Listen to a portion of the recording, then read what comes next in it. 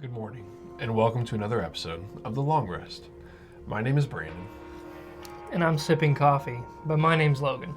and today we're going to go over the sensitive topic of failure and why that can make your D&D experience that much better. What? Logan, take it from here. I'm kidding, I knew we were going to talk about this. He didn't, he just flew in, so. Yeah, I had no idea what we were, I just sat down, no idea what we were talking about. No, failure does truly matter a lot in a Dungeons & Dragons story because those dice rolls are not coin flips. You're going to have anything in between a 1 and a 20, and everybody knows the 20s are great, but everybody knows the 1s suck. I hate rolling low. It's like a hit to my pride when my character doesn't perform well, especially when it's something you feel your character should be good at. You know, whenever you're like even if it's just something as so simple as being able to bonk somebody really hard and you can't do it, goodness, that is frustrating as a player and as a character. But it's going to make for the best stories for multiple reasons. It's not only going to make a memorable session right then and there, but also at the same time, you're going to remember this for years on down the line because it changes the flow of a session. Yeah, absolutely. If it's just all peaches and roses, it's going to become one big blur. But that failure point, what hits you and your character at the lows, is going to stick out to you because more than likely, hopefully, more than likely, you overcame it, right? Absolutely. So it's going to make one heck of a story, but on top of that, it's going to do 100 other things.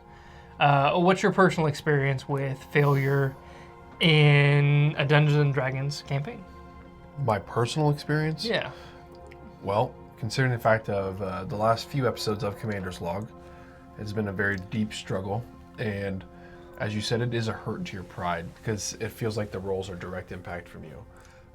When you don't roll well and the game isn't flowing, when you're playing one-on-one D&D and the game isn't flowing how you want it to, it's a struggle. But the outcome changes because of it, and I didn't get to make the guideline of what I thought would happen, but what happened was a better story than what I would have hoped for. It had made a better outcome because it made other characters be more important in that moment, makes my decisions that much more important. Like, just because I'm not rolling well, if I decide to run or flee or pull something else out from a features and trait, it makes those decisions that much more important. And that's where I think the magic happens, is when the dice are hot, sometimes you just end up finding yourself rolling and you're just like, well, I'm just gonna, I attack.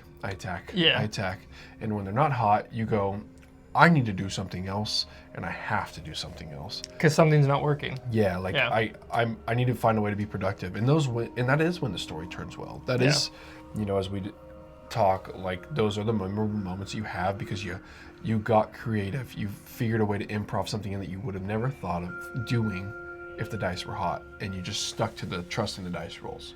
So you'd say, for one, failure is going to raise the stakes of your D&D campaign, right? Absolutely. It changes it always. Yeah. If you don't have failure, those stakes are non-existent. You're just, I don't even know what you're doing. If everything's just a success, the realness of the game is gone. You know, you don't have anything to pull you back to reality. Absolutely. You know? But it even takes a mundane fight. Like, if we just think about something very simple, you know, you got to go clear out some rats from the bottom of a tavern. If it's just a mundane fight, you go take care of the rats, whatever, you're going to forget about that quest. But if you go down there and the rats borderline knock out your entire team, everything goes completely haywire, and it's a clutch few moments that decide that battle is memorable for the entire campaign. Absolutely. You'll reference that fight with the rats in the tavern for the whole time. I mean, hey, whatever. Exactly. It rose the stakes in that situation, but most importantly is somehow or another your characters got out of that situation. So you overcame the failure. Yes. And to do so, you guys have to be creative. So it really forces that creativity upon you in a party.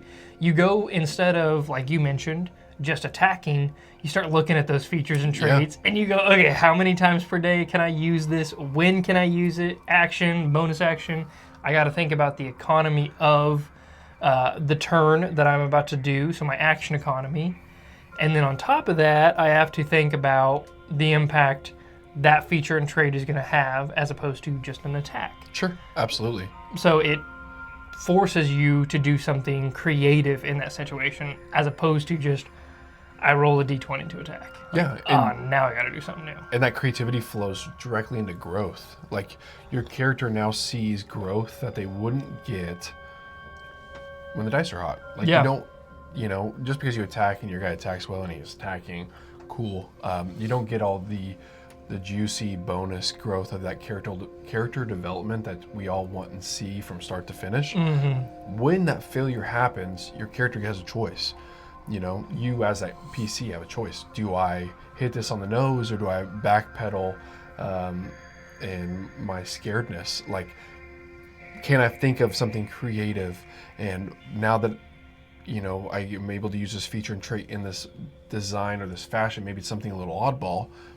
Maybe that becomes like a niche of my character now that I'm kind of known for, and I do repetitively throughout this. That growth happens, and you find ways to make it better and do things that you would never have done. And your character might change his perspective on things because of failure. Lo and behold, maybe you were going to be a wizard. I don't know, and you just couldn't hit your spells at all, and you were so willing to buy into the character that at level 4 you go, I'm going to be an artificer instead. Maybe still something in the same realm, but I'm gonna multi-class into an artificer, and I'm going to be more of a support character. Yeah. Who knows? Absolutely. That would be a really cool path and something that you would have probably never envisioned. Instead of just the mundane encounters that really play into your character being the same person in that fight as they are before and after that fight. If you put those to the wayside and you fail at something, your character is going to learn from that encounter. You are going to learn from that encounter. Yeah. And you're never going to do that same thing twice. True. So you're going to have growth just right there. But like you said, that can also become a sore spot or even a strong point for your character moving forward.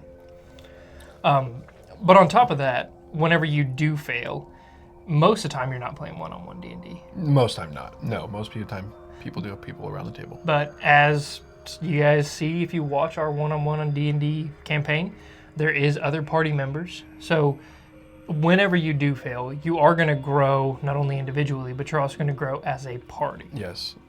That camaraderie will change. It will. That joint adventure changes. Because just because you fail doesn't mean somebody else is. And so in those moments, in your failure, do you get to lean on the success potentially of another player? And what does that do? That just ties your adventuring party that much stronger, because there's learned to be trust naturally in the story. I can't hit anything to save my life. I'm down to 2 HP. I need Kevin Bacon to come dance in here and save me. I need a hero. And Logan can waltz in and save me, and he defeats whoever the enemy is in front of me and saves me from the brink of death. From my failure to now, him and I have this awesome bond where he saved me, and I feel like I'm going to return that one day, and hopefully I get the opportunity. And guess what? We grow together. I trust you more, and this is all natural because of failure.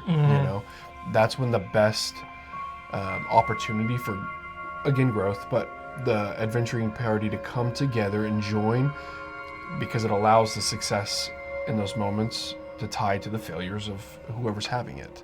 Moreover, and you're that's also a little word puzzle, but you're sharing in that failure. Yes. One character's failure is everybody's failure because you're a party at that point. Yes. So you're going to grow together to accommodate that failure. Correct. Hopefully, I suppose that's not a hard, fast rule. That's the ideal situation. Yeah. Is because of that one instance of failure, that character gets better, but then the party gets better because they saw that and they said, hey, we're not one individual. We can overcome these failures by doing this in the future, by changing this one thing. Right. Or just by helping that person avoid that situation, whatever it need be. I always think about whenever your party first experiences someone going down. It might not be the biggest moment to the party, but it could be a huge moment to that player character or that character in general. Or it could be the other way around. Maybe that character has a past of near-death experiences, but the party just saw them get to that point. They let them get to that point. They failed protecting them. Maybe the party failed and the other character is just nonchalant about it. You don't know. Yeah. But regardless, you guys are going to grow. It's going to change that dynamic because you guys all experience it together. Yeah, and I would say on the big scale, like even from like a dungeon master perspective, you don't get to plan on the success or failure of your party in those moments. And so from a DM point, that's the cool part that really forces you to improv and create those story beats and paths and overall arcs, because the party might have messed up and they failed in this moment to defeat what could have been like a middle of the line bad guy. Yeah. But because he succeeded and was able to maybe steal something or get through this part, now he gets the opportunity to grow himself. Yeah, and he got the promotion. Yeah. Yeah. And he just ended up destroying a town or getting something else. I mean, something so simple. But now it's a whole nother arc that you would have, the DM, never planned for. Yeah. But it is probably going to be one of the best because it's so natural to the world. Yeah. And you don't get that from planning in the hours before the session. You get that in the act of the session, There's really not a good way for a dungeon master to pre-plan failure for a party without it feeling so bad. Like, you want to talk about railroading your characters, railroading your characters into a failure because of, I don't know, like throwing way too powerful of an enemy at them.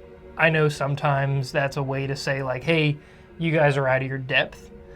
But also that's also forcing the narrative. It feels bad. It does. It feels At bad. the end of the day, the characters feel punished. Yeah. For probably no reason. It might make sense as the dungeon master, but you're forcing failure upon the players for no reason and then hoping they grow from it. Yeah. As opposed to the alternative where the characters stumble into that failure naturally because of something they were trying to accomplish, not something that fell into their lap. When they grow from that, it's going to create a storyline that you couldn't have predicted, the characters couldn't have predicted, but it's going to organically spiral out. It's going to continue to grow, and it's probably going to be a central feature to the story for a very long time. It could change the entire arc. Yeah. I mean, even the entire campaign. Oh yeah. I mean, I can recall in the two that I've ran at our home games. In fact, in the last one, it probably changed 15 to 20 sessions in one go of one of the failures you guys happened. It was very small, but the way you guys moved after that, it changed anything that I'd ever expected to happen. And it made, I think, for some of the most memorable parts of that campaign as a whole in the 65 sessions or so we ran. Like, it's a big third of it. The funny part is when you say, like, when you talk about a specific moment of failure that changed the next course of 20 sessions, as the player, I don't sit there and like pick apart exactly that moment. Correct. It probably stands out to you as the dungeon master being like, wow, you guys failed and had to deal with these repercussions. But in our mind is we faced some kind of adversity and then we had to deal with those consequences. Yeah, absolutely. So that failure really is a reflection of your impact into the world. And that's a really good point. Failure doesn't always have to be dice rolls or even encounters as broad as it can be. It could be from a dungeon master perspective internally. Yeah. Like your players might fail at something perhaps, but they may never even know. Yeah. You have the general idea of what's going to happen and you have like, okay, if they defeat this is going to move in this direction. And if they fail, maybe we'll go into here, but we'll cross that bridge when it happens. Yeah. And you have to cross that bridge and nobody knows that but you. Yeah. And that's a really good point. Failure could be imaginary at times. I giggle because it reminds me of like playing Skyrim where you have one quest sparks 3 different stories. Yeah. And then you go complete one story or even begin that story and then you get that notification that said quest failed and you're like, I didn't even, like, what was I doing to impact that quest? I didn't mean to fail that quest. Yeah. And like internally that happens to a DM all the time being like, oh, they did this. that means this, that, and the other happened behind the scenes because of the decision they made. They just don't have their notifications on. Exactly. You know yeah. what I mean? And so Players are on Do Not Disturb. it really does. some It say. creates unexpected stories in the moment, but also in the background. Yeah. So In those times, in that moment, it humanizes you to a whole nother level that you can't ever anticipate yeah, as a character. the characters are relatable to the players. Yes. You actually feel like that person. Yeah. Because in our lives, we all fail. No matter as much as we want to or not want to, it happens. And it will always happen. And that's what makes you, me, and him human.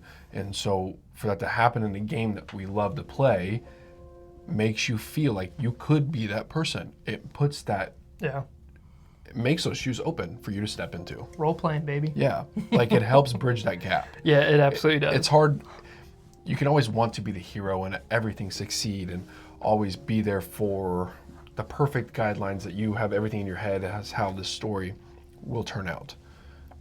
And you think you can feel it. But there's a difference in feeling that role play when you can tie something of failure back to you. Yeah. And it gives you a piece of emotion when you need it and it allows you to feel that, I guess I'm kind of rambling, but the humanizing feel of failure is a very cool point to me in D&D. What kind of made me think there is while you're talking is whenever you fail, it creates convictions in your character. Absolutely. Your character now has reasons to fight. Like you can work towards becoming that hero because you have those drastic failures that weigh on you as a character, as a player, whatever it be. Yeah. So, and ultimately, it makes everything else earned. Yeah. Feels deeply earned because you worked for it. You Yeah. had to get past the failure just to succeed. Correct. So you have the highs, you have the lows, you have the natural ones, you got the natural 20s. And with that feeling, as a player, you learn to let go. And you don't get to choose that everything's going to go just your way like you may want it to. Yeah. When you fail, you have to let go from those ideologies of being a perfect paladin or the perfect cleric. Like in those failure moments, it allows you to, you're not allowed to, you have to let go. And by letting go, that touches on all the aspects of being humanized, earning those successes in the far run. Like it turns all those switches on and allows you to kind of not be in complete control. Yeah. I think the perfect example of that is when I was last playing a rogue. I felt so frustrated every time I would fail like a stealth check or an investigation check while I was off scouting. Perception check, investigation check, stealth check.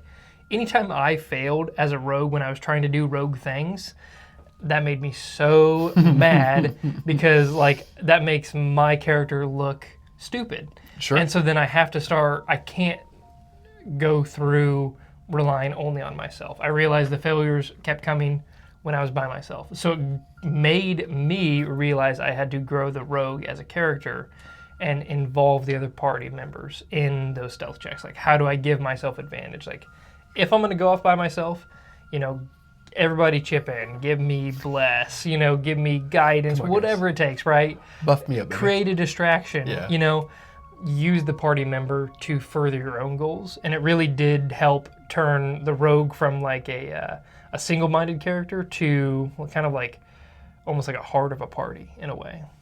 And I've experienced, we're episode up to 44 in Commander's Log.